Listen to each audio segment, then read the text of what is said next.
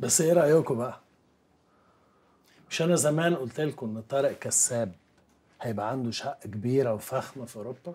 يا عم طارق، ده انت لحد ثالثه اعدادي كانت اوروبا دي بالنسبه لك محل نادي الفيديو اللي في اول الحلميه.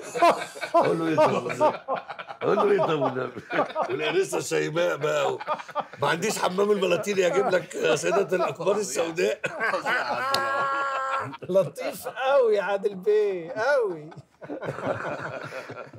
لا بس انا فاكر كويس ان انا قلت لكم ان انا هبقى اغنى واحد فيكم. ربنا يزيدك ما شاء الله. مين كان يصدق؟ عيل صغير متهجر في اللفه مع عمه من بورسعيد، يجي عليه وقت ويبقى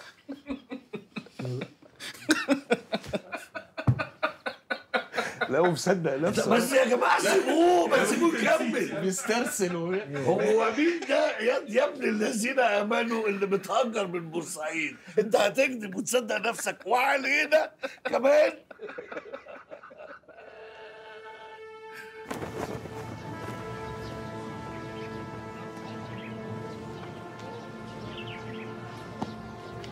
بطاقتك.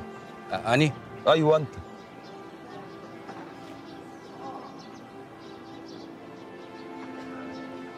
وانت ايه اللي ركبك معاهم؟ ما أني بورسعيدي. بورسعيد ازاي يعني؟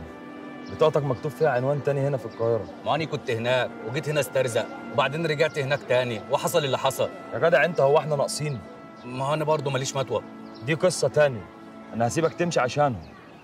يلا اتكل على الله، يلا.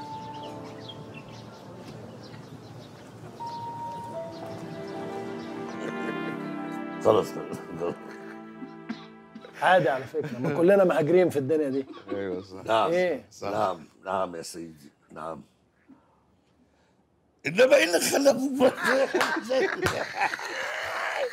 30 سنه